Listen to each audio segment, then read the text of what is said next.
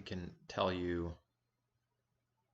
how when I first started believing in the truth, which was just a random day.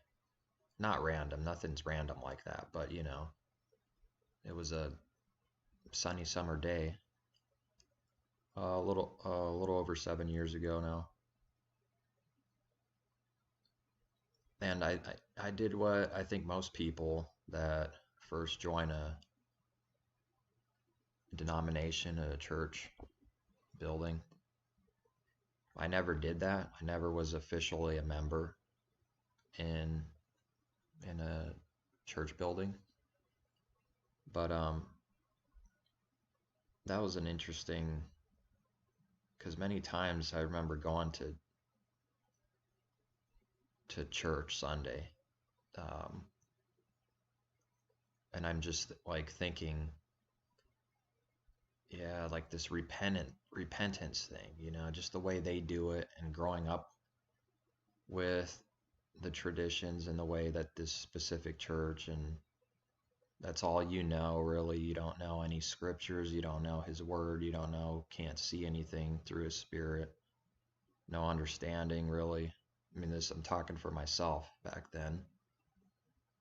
And I had these thoughts, and there was always some kind of resistance, and I just thought some of the things were odd, the way they did things. And a small part of me,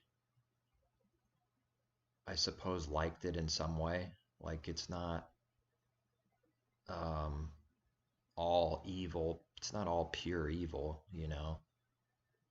but I think a lot of people like it because you get together with people and you can just talk about whatever.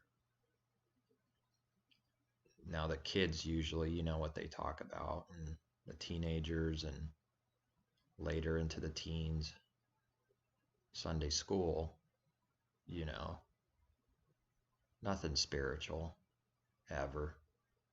But the members, the adults, I didn't really see much of that either. There's probably always a small number in any church building denomination that maybe is more willing to speak on these things, but many of them, what I found, they don't even want to say nothing about any truth from the Bible. And then I've also seen groups. There would be a bunch of groups that, within the building, there's groups, and people have their own friends that they talk to, but not so much everyone else. Not that it never happens, I guess, but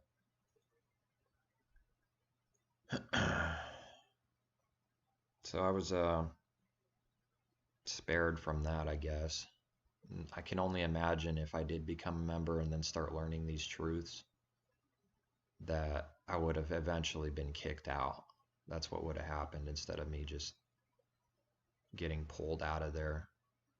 I would have just got kicked out eventually.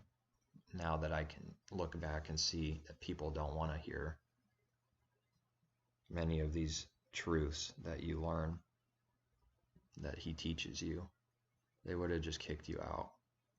And there's plenty of people out there that have that testimony. They got kicked out because they started exposing some false doctrine in there, and they just kick you out. And they'll reference back to some letters, we're doing what they did in the first century, kicking out the heretics. They take over the truth, but it's like it's run by the devil pretty much. But they take over and they act as if they're the ones doing what's right. They're the body.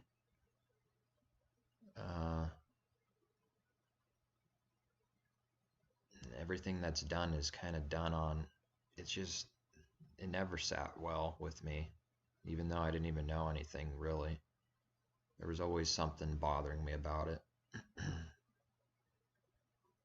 it just seemed too robotic.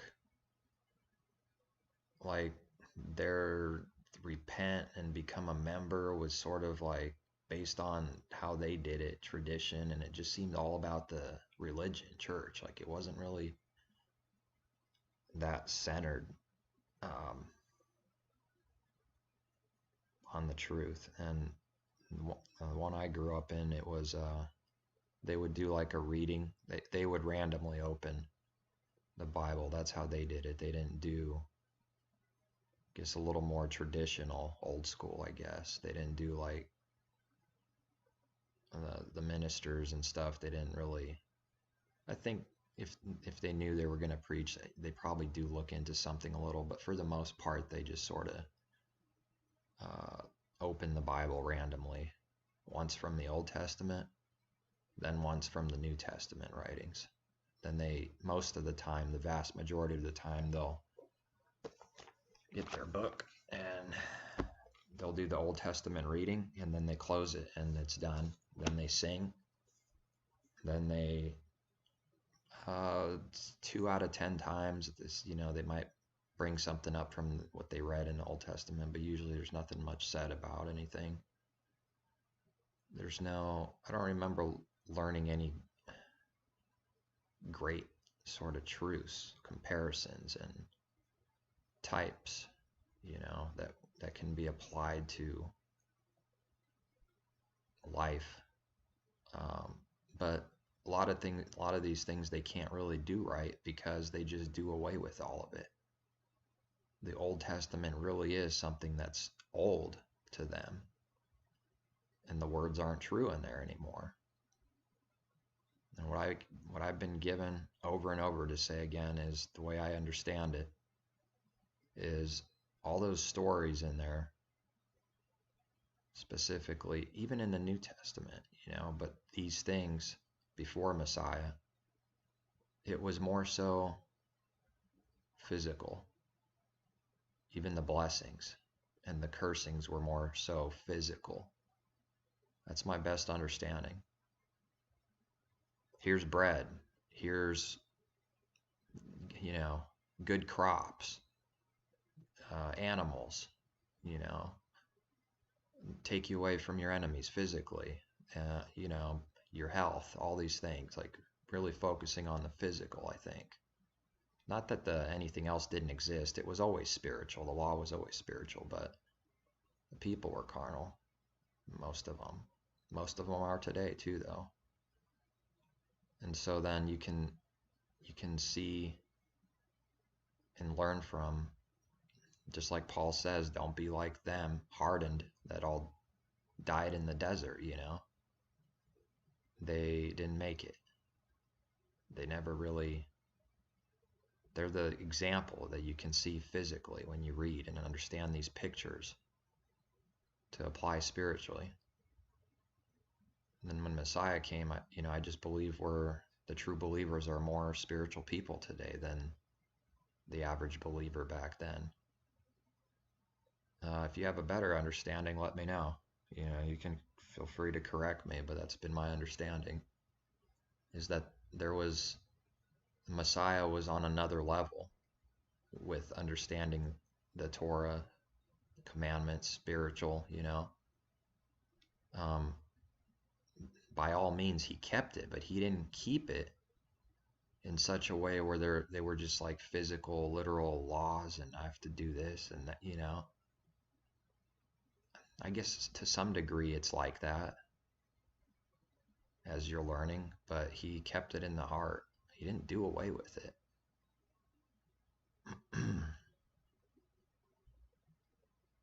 What was I going to say?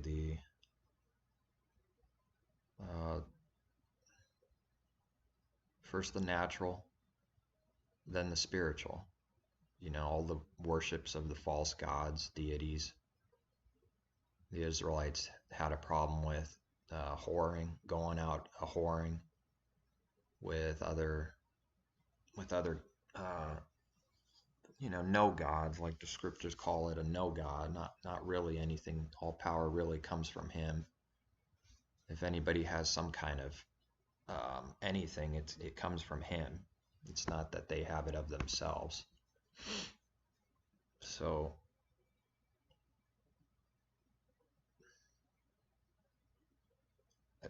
I started out kind of what probably most people do that become members. You go right to the New Testament writings and you just skip all of the everything else. You just start reading Matthew and just try to go through the New Testament, and which isn't a bad thing. It's not a bad thing, but that's what I think most people do in the beginning. And unfortunately, most people stay that way. Now, they might read just to say that they did, just to get it over with, sort of. I read the Bible whole thing at least once in my life, and go through the stories of it, but there's no connections made. So many of these understandings would have been, you would have seen things as you learn reading, starting with Genesis and just reading the Old Testament scriptures, which are just called scriptures. And when you get to and if you had some kind of understanding a little bit as you were learning these things, growing, these things would click and make more sense when you get to the New Testament, because it's all based off of all the prophecies and truths from the scriptures. It's all based off of it. You would see the connections more. Maybe some of Paul's writings wouldn't be as confusing, if the Spirit was teaching you what's going on with the Israelites and paying attention and learning. You would have already known that it's been by faith. And when you get there, you would have a better understanding when Paul's talking about faith and being under the law, under the law of sin, cursed. And I'm still learning. So most people are probably guilty of doing that. They don't really study the scriptures. They just go to the New Testament right away. And then they really fall in love with some of these verses on grace, which is not a bad thing all in itself. They are powerful words, truths.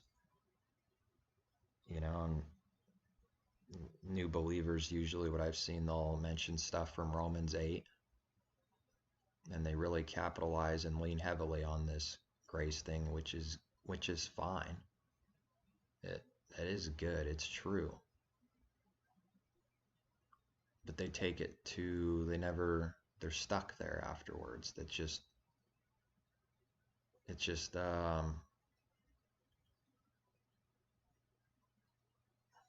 They don't have any sense of purpose on growing, on getting more understanding and closer to the Father, and not cutting yourself off like you very much can do spiritually. If you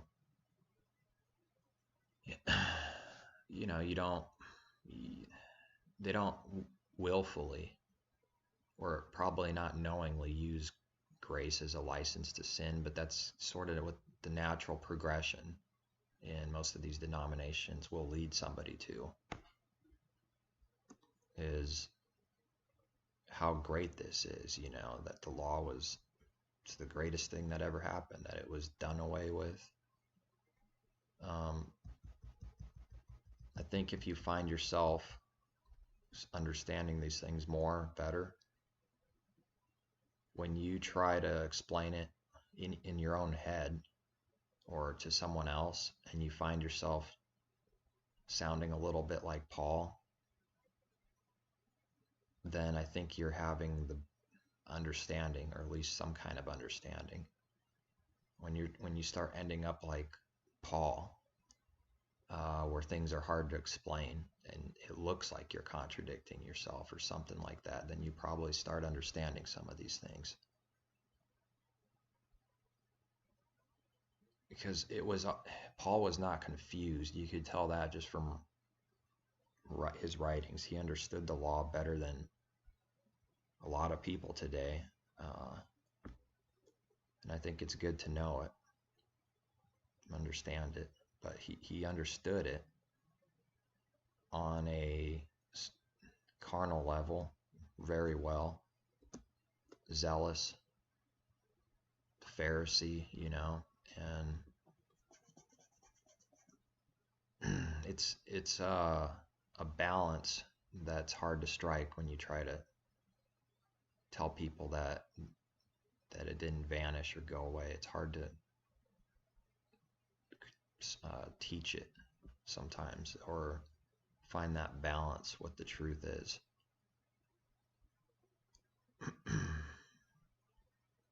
Now, the Father could have made it, inspired it in a way where certain things were repeated really simple over and over again, and maybe less people, but all this was done for a reason. It's those writings were inspired to be harder to understand on purpose, because it trips people up, and only people who want to know what it means and learn it have an understanding of what's actually going on. His plan, his commandments, his way, what was done, why it was done, what does it do for us. If you don't have that in you to try to understand it, then you're never gonna just see a Paul that just goes around telling people to break commandments and laws and stuff, which is that's not the exact view I had, but it was something like that, because he taught me pretty close to the beginning that something's wrong with faith alone. And I understood that true faith leads to good works almost from the beginning. So I didn't have the exact same understanding like most of the church world does, but I still probably would have agreed with some of their things, their beliefs on what Paul said. Like, yeah, the laws, it's not really a big deal, walk in the Spirit. But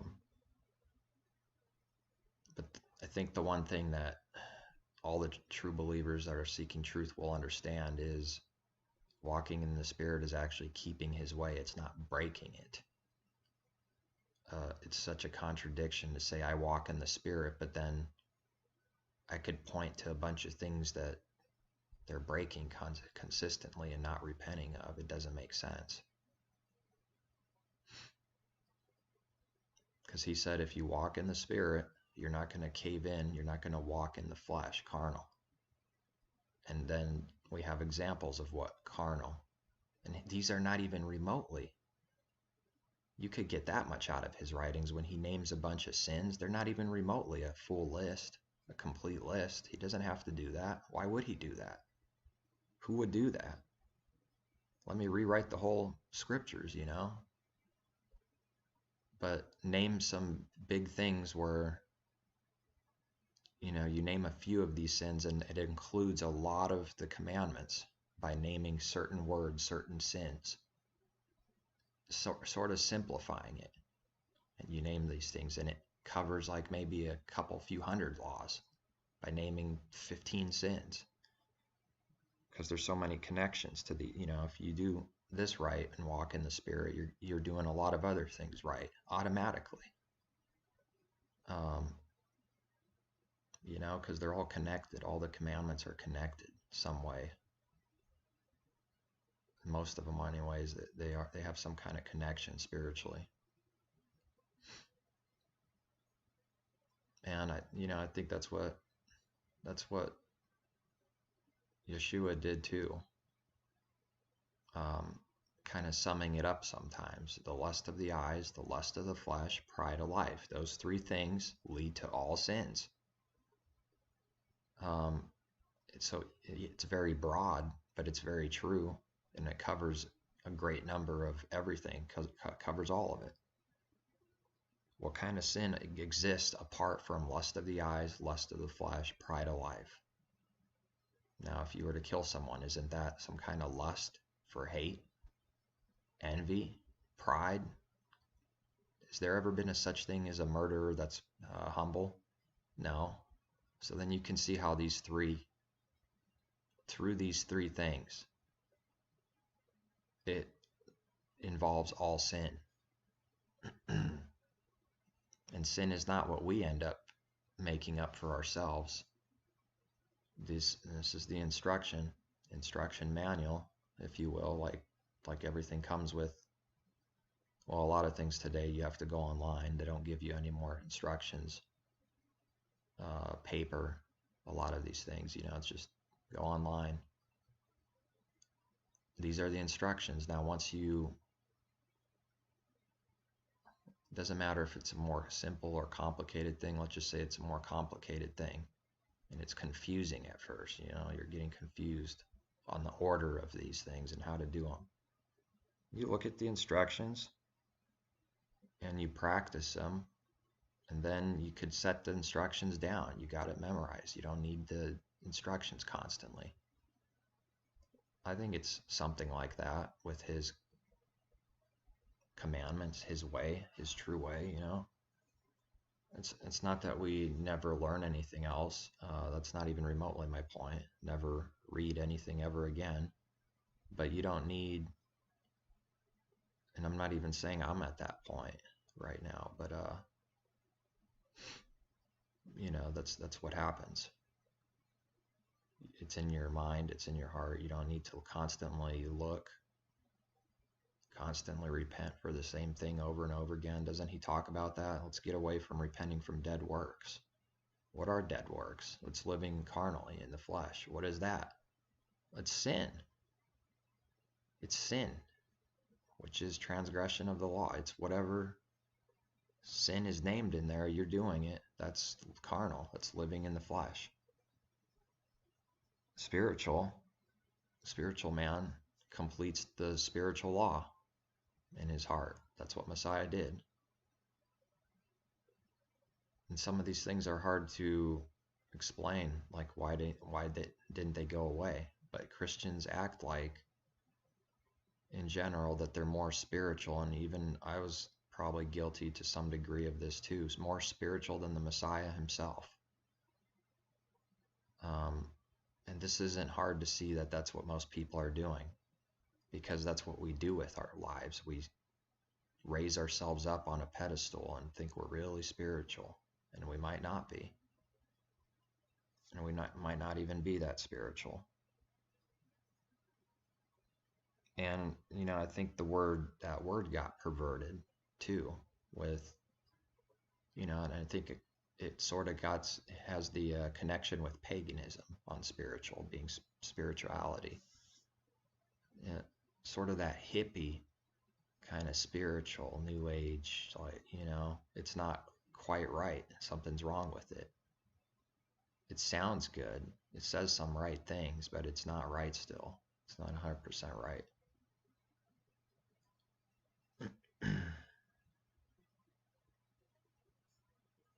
So people, I would recommend, but you got to do whatever the Spirit's telling you. Whatever the will of the Father is for whatever person. Learn, read those scriptures. Read them and study and stop, start seeking truth from yourself and reading yourself. Then he'll teach you. You're not constantly relying and getting confused with other people and what they're doing. You got to know it. You got to know it for yourself, what to do, what it means. And then when you get to the alleged New Testament, then you can understand some of these things more on a different level. So people should read the scriptures. There's a lot in there. It covers everything, really.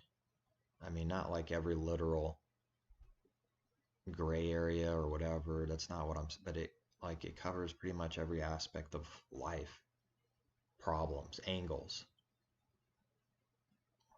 through pride, through whatever, jealousy, how people work, the stories of what that does to people. Sin was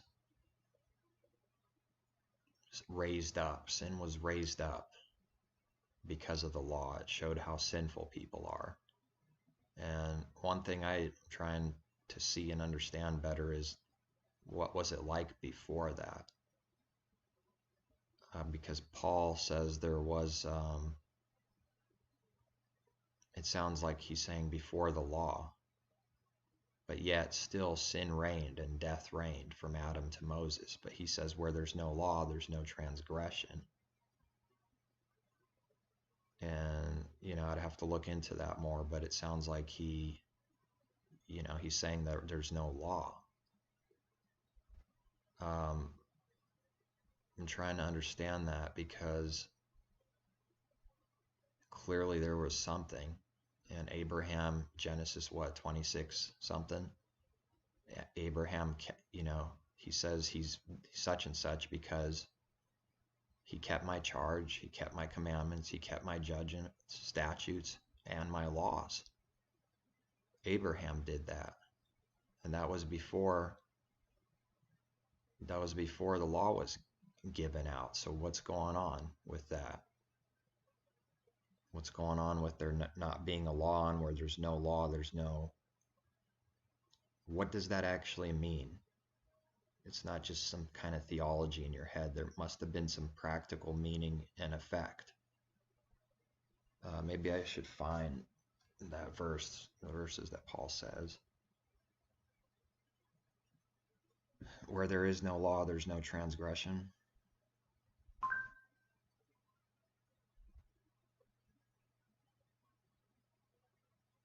I'm not sure if this is the right place. Romans 4:15.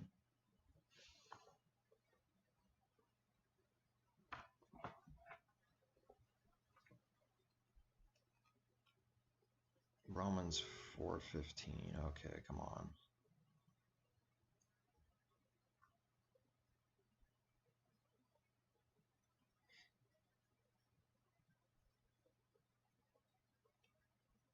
Okay. For the promise that he would be the heir of the world was not to Abraham or to his seed through the law, but through the righteousness of faith. That he would be the heir of the world was not to Abraham or to his seed through the law, but through the righteousness of faith. For if those who are of the law are heirs, faith is made void, and the promise made of no effect. So if those that are of the law are heirs, faith is made void, promise no effect, because the law brings about wrath. For where there is no law, there is no transgression. Therefore it is of faith that it might be according to grace, so that the promise might be sure to all the seed, not only to those who are of the law, but also to those who are of the faith of Abraham, who is the father of us all. As it is written, I have made you a father of many nations.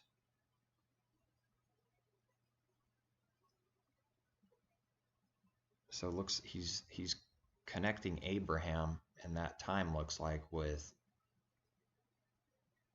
what sounds like no law, no transgression of the law, and then those that are under the law,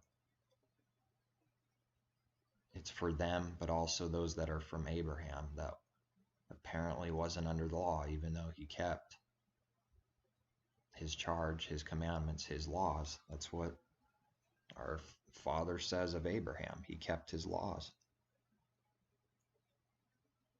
I'm not sure I have the perfect understanding with this. What it was like before Moses might have been like what it was like to be after Messiah came, back to that in a sense. Did they sacrifice for sins back then? Or was it something different. You know, Cain and Abel offered some kind of sacrifice, but was that for sins? Uh, it doesn't really say. I'd have to, maybe if I read through it all again, I would see some things that I haven't seen before or catch something. But nothing's really,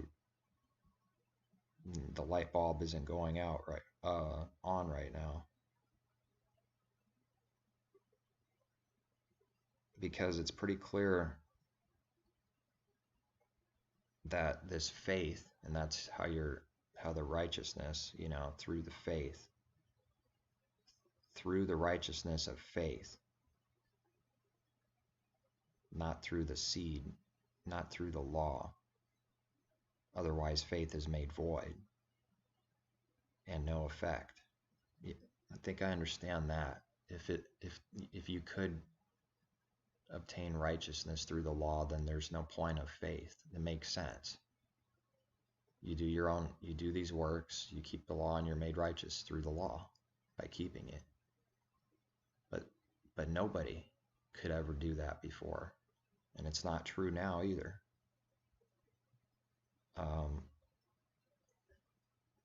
What does that mean? There's no transgression.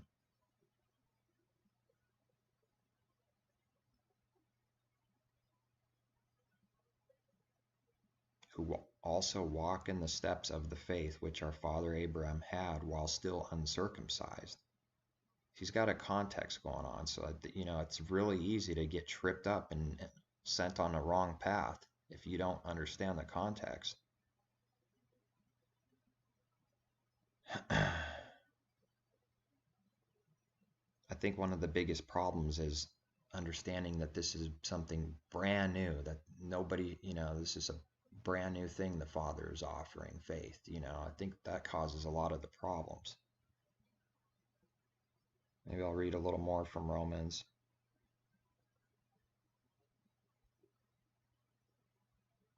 What does the scripture say? Abraham believed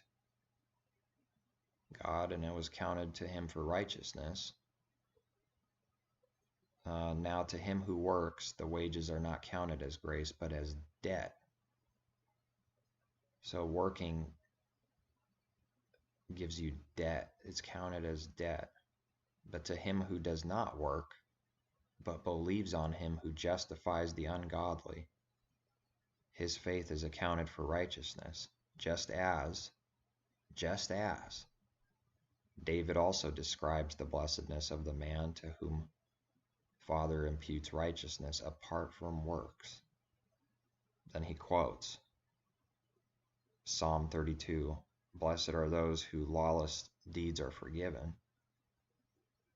Lawless deeds is sin. That's what sin is. That's a foundational truth. Sin is lawlessness, which is breaking his commands, laws. Blessed are forgives the lawless deeds are forgiven, and those whose sins are covered. Blessed is the man to whom Yahuwah shall not impute sin. Does this blessedness then come upon the circumcised only, or upon the uncircumcised also? For we say that faith was accounted to Abraham for righteousness. How then was it accounted? While he was circumcised or uncircumcised? Not while circumcised, but while uncircumcised. And he received the sign of circumcision, a seal of the righteousness of the faith which he had while still uncircumcised, that he might be the father of all those who believe. Though they are uncircumcised, that righteousness might be imputed to them also. And the father of circumcision to those who not only are of the circumcision, but also walk in the steps of the faith which our father Abraham had while still uncircumcised. So he's tying in circumcision and uncircumcision, unbelievers that didn't have any, Gentiles, commandments, laws, and then those that are circumcised, they also have to go through this faith. And to be also, and he got circumcised, now that he's continuing, he got circumcised so that, and I'm adding that, and the father of circumcision to those who not only are of the circumcision, but who also walk in the steps of the faith, which our father Abraham had while still uncircumcised. For the promise that he would be the heir of the world was not to Abraham or to his seed through the law, but through the righteousness of faith.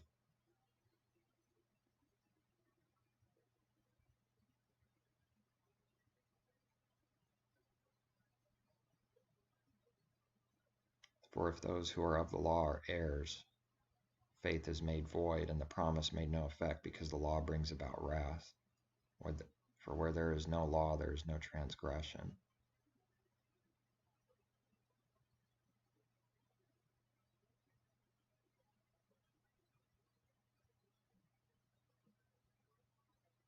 So this promise goes out not only to those who are of the law, but also to those who are of the faith of Abraham, who is the father of us all.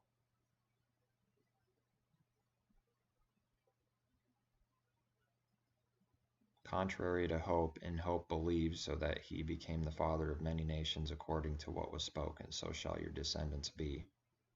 Not being weak in faith, he did not consider his own body already dead, since he was about 100 years old, and the deadness of Sarah's womb. He did not waver at the promise of the Father through unbelief, but was strengthened in faith, giving glory to the Father, and being fully convinced that what he had promised he was also able to perform.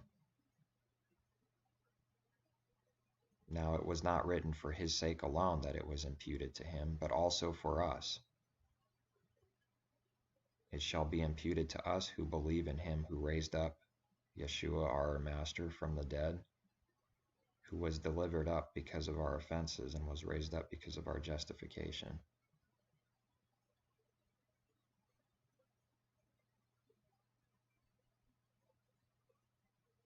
Therefore, having been, I think another point to understand this better is he's not talking about the life you live after, like your rest of the life. This is what happens when someone's made righteous. Is it through the law or is it through faith? It's that moment, that event, if you will, an event, a point in your life. If you understand it as that and not like, now you're righteous for the rest of your life, you could sin all you want and you're still made right, he's not talking about that. I don't believe that's what's going on.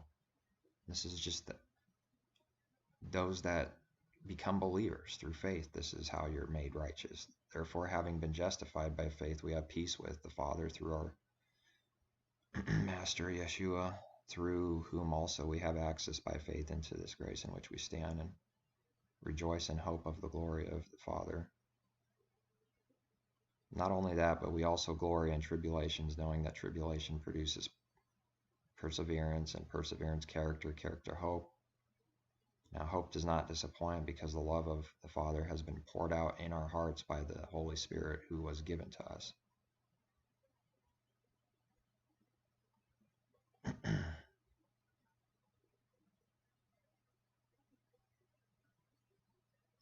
It's pretty clear, if you're paying attention, that this faith existed. It wasn't just written for his sake. It was written, he's saying, for us back then, and it's obviously still for us. But this is what happened, though. Abraham wasn't justified by works of the law.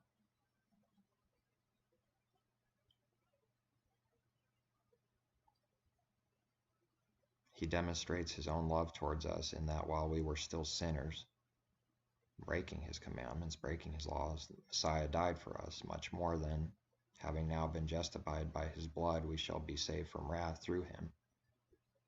He said earlier that the law produces wrath.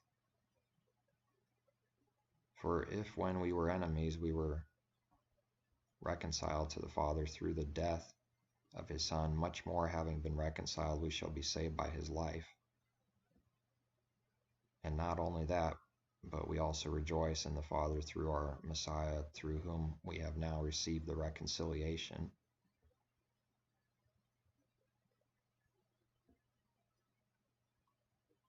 Now, this is where he says, therefore, just as though one man's sin entered the world through one man, and death through sin, and thus death spread to all men because all sinned. For until the law, sin was in the world, but sin is not imputed when there is no law. And that's what I'm trying to understand better, is it sounds like he's saying there is no law until Moses, right? But he's saying sin produces death. This never changes. And death spread to all men and entered the world. For until the law, sin was in the world. But sin is not imputed when there is no law. What does that imputed mean? Does it have an effect on our lives right now, or is it the ultimate end?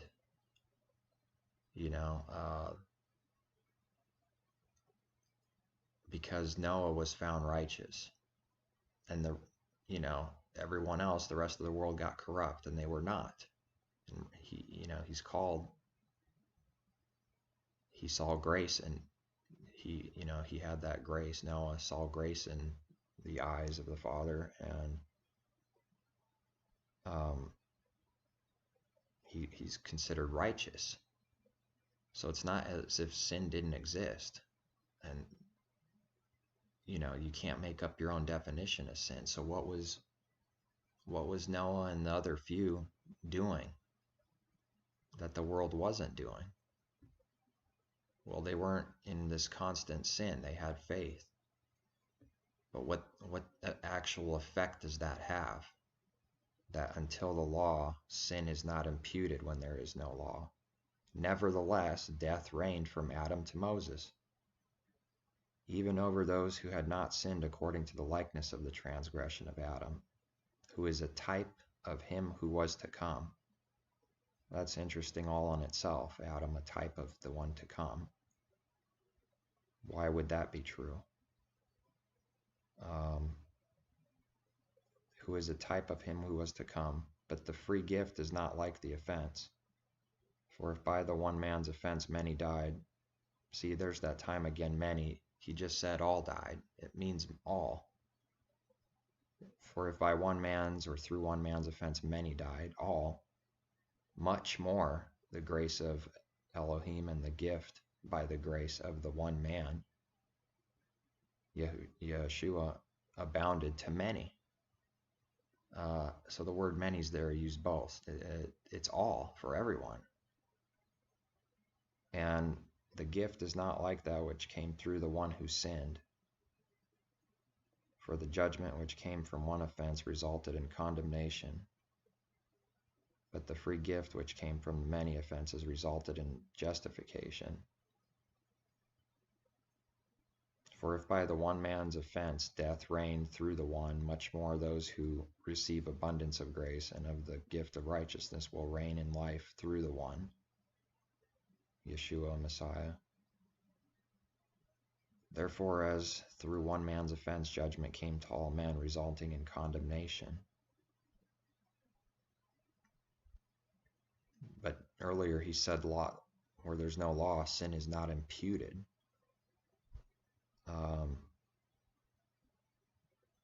Is that implying there was no judgment for sin? People are just getting away with it? That's not true either. Resulting, even so, through one man's righteous act, the free gift came to all men, resulting in justification of life. For as by one man's disobedience many were made sinners, so also by one man's obedience many will be made righteous. The many that were made sinners is everyone. The many, obviously, in the same breath as everyone, will be made righteous. Moreover, the law entered that the offense might abound. But where sin abounded, grace abounded much more, so that as sin reigned in death, even so grace might reign through righteousness to eternal life through Messiah, our Master. And this is where we get to, what shall we say then? Shall we continue in sin that grace may abound? Certainly not. How shall we who died to sin live any longer in it? And we know what sin is. It's transgression of the law. And we know a righteous person is called righteous because they're not in this continual, they have the faith, they're not in this continual sin, they're made righteous through this faith. How shall we who died to sin live any longer in it? Or do you not know that as many of us as were baptized into Messiah were baptized into his death? Therefore we were buried with him through baptism into death, that even so we should walk in a newness of life, raised by the dead of glory.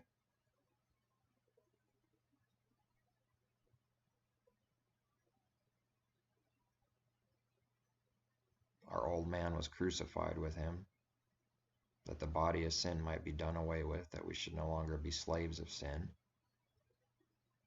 For he who has died has been freed from sin.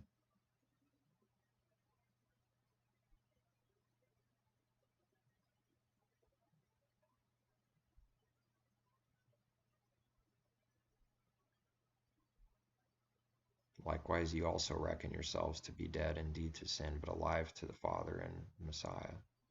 Therefore, do not let sin reign in your mortal body, that you should obey it in its lusts. Do not present your members as instruments of unrighteousness to sin, but present yourselves to the Father as being alive from the dead, instruments of righteousness to him. For sin shall not have dominion over you, for you are not under law, but under grace.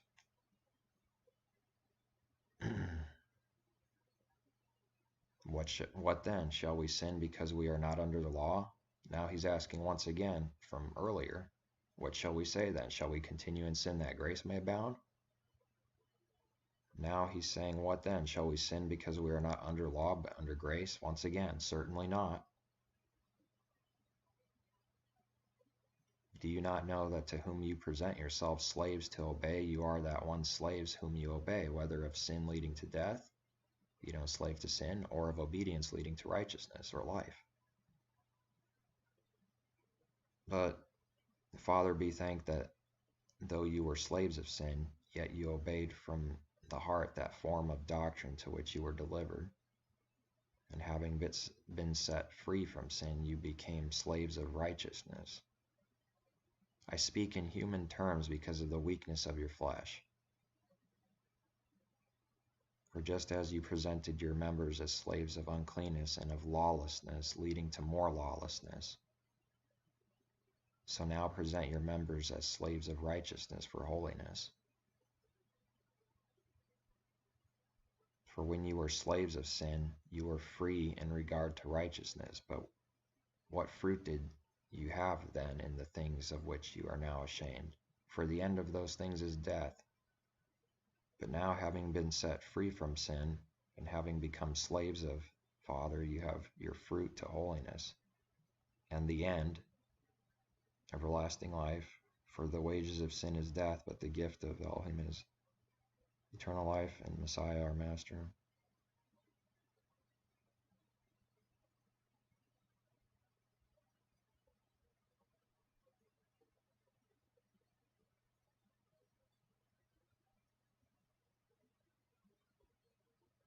Then he goes on giving these explanations, these deep things that I don't think they're not like actual reality. So he's speaking in a way that you can try to understand what happened and what is it to be under the law and sin and death and all these things. These things are, they're a little harder to understand what he's talking about. That's why I don't even know that people should read from Paul's letters until they have a better understanding of everything else. Do you not know, brethren, for I speak to those who know the law, that the law has dominion over a man as long as he lives. For the woman who has a husband is bound by the law to her husband as long as he lives. But if the husband dies, she is released from the law of her husband. So then, if while her husband lives, she marries another man, she will be called an adulteress. But if her husband dies, she is free from that law, so that she is no adulteress, though she has married another man. Therefore, my brethren, you have become dead to the law through the body of Messiah, that you may be married to another, to him who was raised from the dead, that we should bear fruit to Elohim. For when we were in the flesh, the sinful passions which were aroused by the law were at work in our members to bear fruit to death. But now we have been delivered from the law, having died to what we were held by, so that we should serve in the newness of the Spirit and not in the oldness of the letter. Then he goes again, man. What shall we say then? Is the law sin? Certainly not. On the contrary, I would not have known sin except through the law, for I would not have known covetousness unless the law had said, you shall not covet.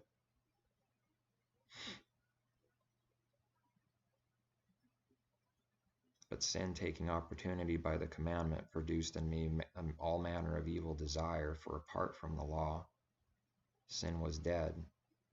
I was once alive without the law, but when the commandment came, sin revived and I died.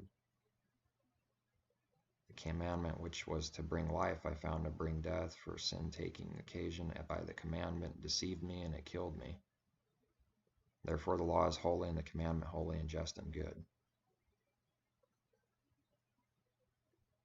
Has then what is good become death to me? Certainly not. Man, he had some deep things to explain, and I mean, can you see this? This is like extremely complicated. No wonder people don't understand it. Maybe extremely complicated is not right, but you know, it sounds like he's saying something, and then he says, am I actually saying that? Certainly not.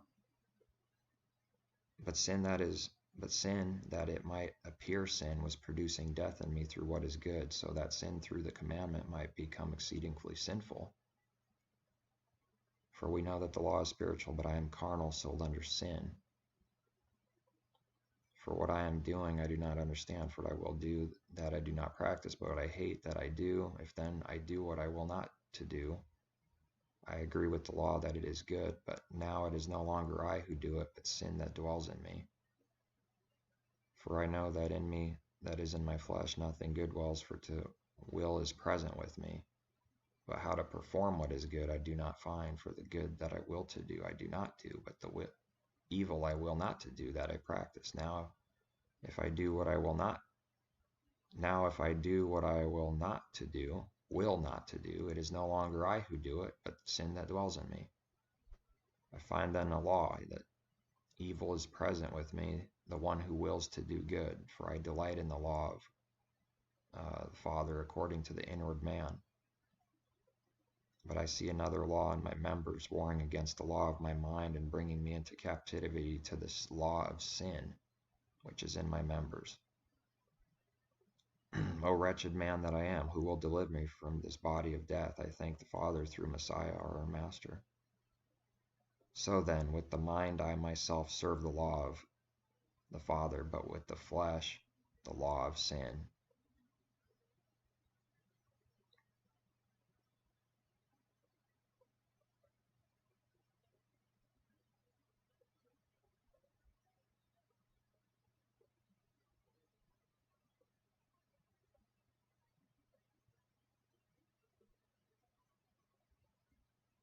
Then he goes on to say, no more condemnation for those who are in Messiah, who do not walk according to the flesh, which is carnal, which is sin, but according to the Spirit. For the law of the Spirit of life in Christ has made me free from the law of sin and death. For what the law could not do, in that it was weak through the flesh, Father did by sending his own Son in the likeness of sinful flesh. On account of sin, he condemned sin in the flesh, that the righteous requirement of the law might be fulfilled in us who do not walk according to the flesh, but according to the Spirit. Those who live according to the flesh set their minds on the things of the flesh, but those who live according to spirit, the things of the spirit. For to be carnally minded is death, but to be spiritually minded is life and peace. Because the carnal mind is enmity against the Father, for it is not subject to the law of God, nor indeed can be. So then those who are in the flesh cannot please him. It seems like there's a strong connection to being under the law of sin, breaking it, and being carnal in the flesh. You're just constantly stomped on by the law. The law keeps telling you, you're no good, you're no good, you're no good. But then some kind of radical change is supposed to happen where you just wake up to righteousness and you walk in the Spirit, and you're no longer, you died to the law of sin and death. It seems like you instead of being under it in a sense, you rise above it through the faith of Messiah, so that you're not a slave and not. So to be carnally minded is enmity, it's hatred, it's war. This is true for all people. It's not subject to the law of him, nor indeed can be. That might be a key verse for understanding what he just said in Romans 6 and 7, part of 8. To be is enmity, carnal, and is not subject to the law. He's not even subjected to it. He can't do it, doesn't want to do it, nor indeed can be. So then those who are in the flesh cannot please him. But you are not in the flesh, but in the Spirit, if indeed the Spirit of Father dwells in you. Now, if anyone does not have the Spirit of Messiah, he is not his. And if Messiah is in you, the body is dead because of sin, but the Spirit is life because of righteousness. But if the Spirit of him who raised Messiah from the dead dwells in you, he who raised Messiah from the dead will also give life to your mortal bodies through his Spirit who dwells in you. Therefore, brethren, we are not debtors, not to the flesh, to live according to the flesh. For if you live according to the flesh, you will die. But if by the Spirit you put to death the deeds of the body, you will live. For as many as are led by the Spirit of the Father, these are the sons of the Father. For you did not receive the spirit of bondage again to fear. Adoption, cry Abba, Father. The Spirit himself bears witness.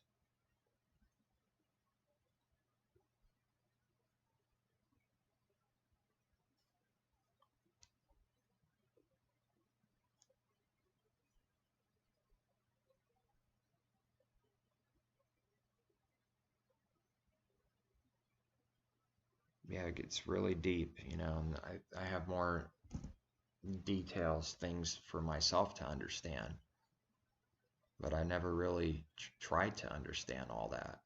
It wasn't even opened up to my mind, really. You just read these things, it sounds good. Most people assume he's trashing the law and just doing away with it, but there's a deeper thing going on there. He's talking even in human, carnal terms because of the weakness of their understanding, the weakness of their flesh. A lot of these things he's saying, they're not actual practical reality things, and even that's hard. Even that probably doesn't sound right, what I just said, because he said, I speak to you like this because of your weakness of your flesh. He's trying to he's trying to explain how everything works, but then he says all these things, then he says, reckon yourselves as dead. So some of these things, what he's explaining, it doesn't just boom automatically happen, and not quite like that. He's reminding them to reckon themselves. Look, what are you doing? This is what you believe. What's going on now? What are you going back into carnality for? One thing's for sure, as a whole, every writing from Paul, every verse, that it's a high standard. It's a high calling. It didn't go down. It didn't go down. If anything, the standard went up. If anything, He's talking about being perfected, to stop sinning, period. Stop sinning. Don't do this anymore. Reckon yourselves as dead. You're not supposed to be slaves to sin anymore. What's going on, you know? That's why when I see people, even if my understanding's not 100% on some of his teachings, you know, and I see someone telling people to go out and sin, and that's like what grace is, yeah, I know they're false. That's a wrong teaching. It's a heresy. And they go out of their way to show off their liberty. Look at my liberty, see? They're doing exactly what he said not to do. 3 different times, 3 different ways. Since we're not under law, does that mean that the law is evil? Certainly not, you know. And since we're under grace, does that mean we should sin so more grace could abound? Certainly not. How could you even do such a thing if you reckon yourselves as dead? And if you're died to him, you're supposed to live to him, with him. How can you keep on doing that, he's saying? So most people don't understand. Most people don't believe it. They literally, their best understanding is that it's a liberty to sin. It has nothing to do with that. But I'm going to continue tackling that, trying to understand it on a deeper, clearer, better level, you know? And these are the same things, you know, any area where I needed help and wanting to understand it better or totally or at least a little, where I at least had no understanding. And then I start asking for the truth on these specific things. And he's been good. He answers. He's been answering up until this point and gave me understandings, you know. Didn't leave me dry forever on understanding. So if you lack wisdom, if you're lacking understanding, ask on the understanding. That's part of breaking you down. It's part of being humble. It kind of kills your pride because you're admitting, man, I don't even know. I'm not sure. I don't have the proper understanding, or maybe I think I do, but I'm not 100% sure. You know, this is what people don't do. They don't grow. They don't ask. They don't learn. They already know everything. They go to church. They're saved. That's it. You know, we understand everything. No. No, that's not, sorry, that's not how it works. That's not how life works, not how his truth works. But there is an answer to anything that's written in there. It's written, so we, you know, soak up the words, and then you seek the truth on these things, and then it'll just, boom, he'll give you something. It just, man, I never saw that. How come I can't see? So once you know that that's how it is, that's how you got to learn truth, is that like you literally admit you can't see it, and it sucks. No one likes to do that, you know. I want to know the truth now. So they would much rather say I already understand. There's no way I don't understand. I can't be that deceived. Instead of saying I don't see it fully. Show me. What on earth is he talking about? What is this? What's going on here on this teaching, you know? And that's for any truth, any doctrine, anything in life, his truth concerning his word. That's how I had to do it. Because something will come up to mind, and I read it, and I read it again, and I read it again, and it's just, then I put it aside. Put that trying so hard and just, you know, show me what it means. Show me through the Spirit what on earth it means. And he'll do it. He'll do it. That's what he's been doing. And I know, you know, there's no reason, I trust that he'll continue to. Surely it's his will to understand his truth. That must be his will. Now the timing, you know, I don't know, and we don't know. It's just whenever his good timing comes to understand exactly a certain truth, you know. And these things usually end up, as I found, being simple. Like, how come I couldn't see that before? Frustrating. How come I couldn't see that before? Didn't see that 4 years ago. Now I see it. What's that? What's that all about? So that's how it is. It's all locked up and boxed up. It's guarded. You can't touch it. You can't get to it. You have to repent, seek truth, and ask. And anyone who lacks wisdom, James, I think, says, ask. He gives abundantly. Now, not very many people do this. I'm telling you. They're the fake Pharisee believers out there, the wolves in sheep clothing. They don't do this. They study like what I just did there. This might not be the greatest video on earth. Probably not. It's not a very good video, I guess, what I just did. Just kind of reading and showing you that even I don't have a perfect understanding. And you might not even be able to see through this video exactly what I'm trying to understand. It's hard to explain.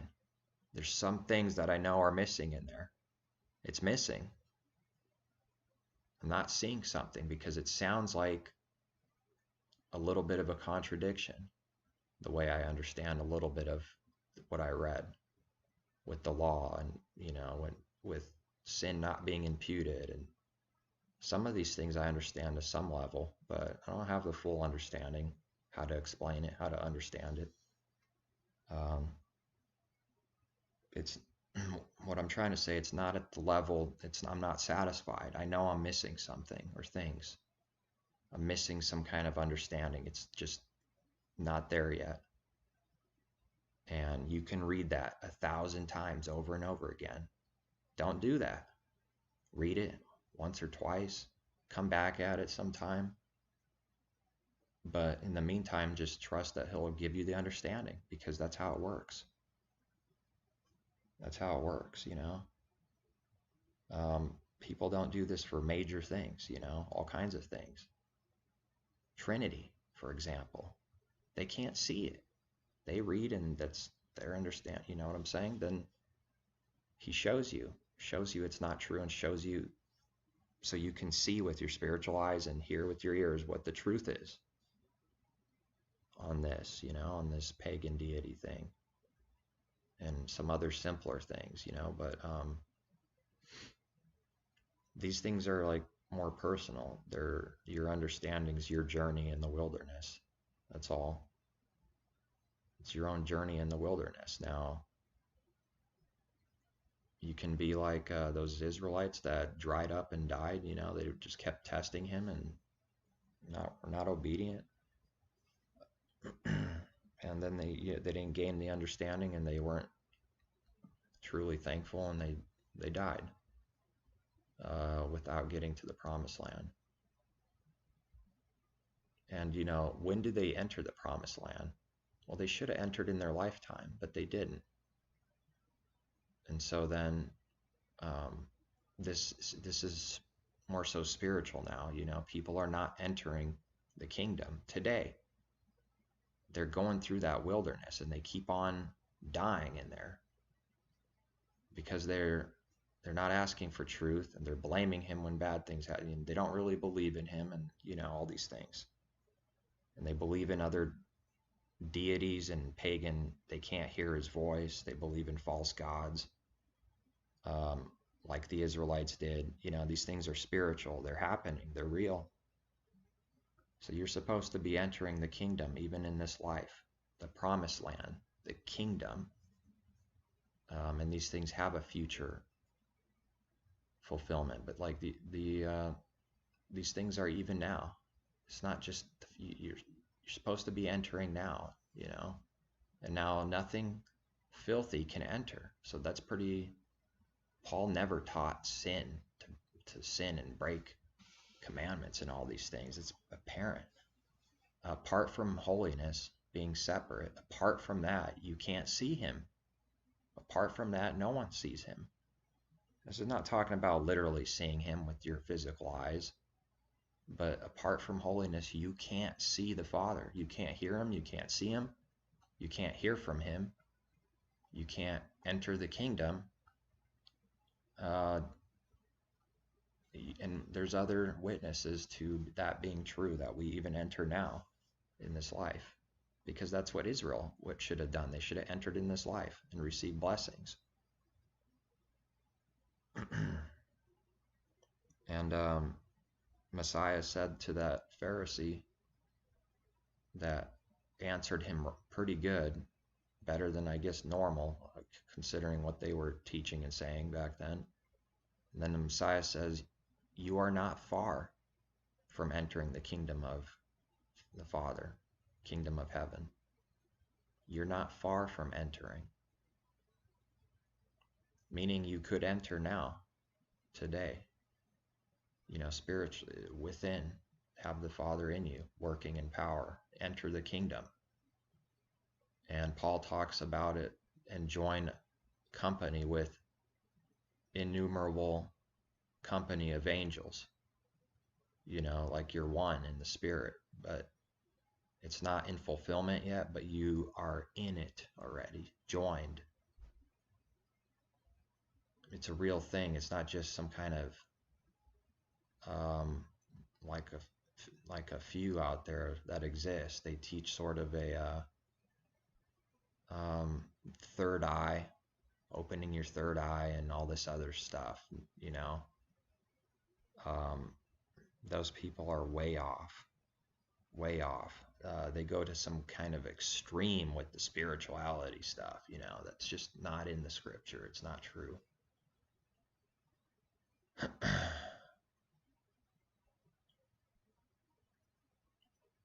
Yeah, I don't know what else. I can't remember my title. I have to rename this title, but that's how it works, though.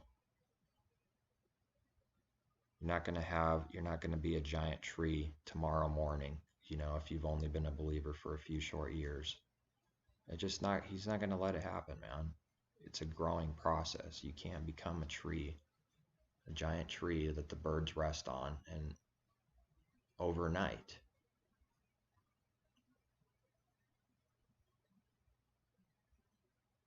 And I also believe the promised land, that definitely is referencing to the inheriting the kingdom. So in a sense, you can make it to the promised land now, but like in the inherit the kingdom, make it to the promised land, and not go into judgment, into death, spiritual death and judgment. I see it as applying for now and in the future. That's my understanding on that. Because if you carefully read, you don't even have to carefully read, it's pretty obvious. All these judgments happen it starts now, on the house of the Father now. The judgment's on the house of God now. And, the Israelites, it's all about this life now. Even now, he cares about your life now. The curses were now in their life. The blessings were now in their life, It's not just what Christianity sort of makes it out to be like nothing happens now. It's all in the future. Now, somebody that says that obviously has not inherited anything or has anything. They must not have the Spirit in there for them to say those kinds of things. They even go so far to believe that everything just happens by luck, chance. And there's no judgments now. There's nothing going on now. The Father's not doing anything. Just the chaos with people with free will doing whatever they want. That's not what's going on. Sorry. So I'm going to end this video. Obviously, after this video, you could see that I don't have the full, or there's at least something that I'm acknowledging and seeing that I can't see. It's not that I have no understanding. That's not what I'm saying. I have some understanding of what he's talking about. But it must not be full, because usually, when he gives you an understanding, you see these things, you feel pretty confident. But then even later, it's refined and you see it even more clearly. So that's what happens. I said you keep going in a circle. I got to go in a circle and come back and see this on a different level. More understanding, more clarity. And I believe the more that happens, the more fruit you're going to bear, the more life you're going to have. And those who don't strive to do anything, like, they just stay dead. That's all. Spiritually, they don't see anything. And they can look forward to going into judgment because their chastisement wasn't in this life. They were bastards. They were bastards, fatherless. I don't think it's in them, in their spirit. They just don't have it. They can't cry out, Abba, Father. It's just robotic religious prayers that they don't even really mean. There's nothing that they're really seeking. They're just prayers that sound good in front of the table, in front of people. That's all. Or in front of inside a church building. It just sounds good.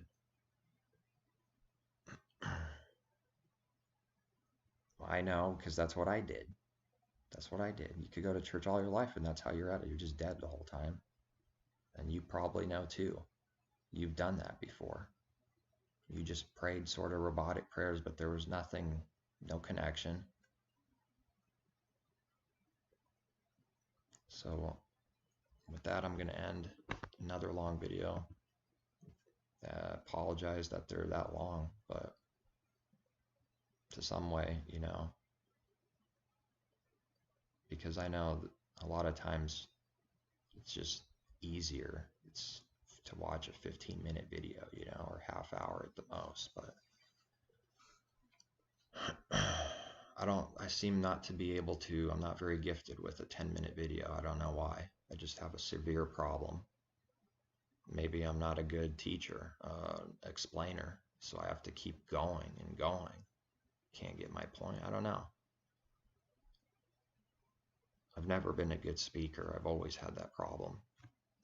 It's gotten better, I think, since years back. It's gotten better, but I would have probably claimed the exact same thing that Moses did, man. I don't like talking to people. I can't talk, and I'm especially no good in front of crowds. Why are you picking me? Why are you doing this?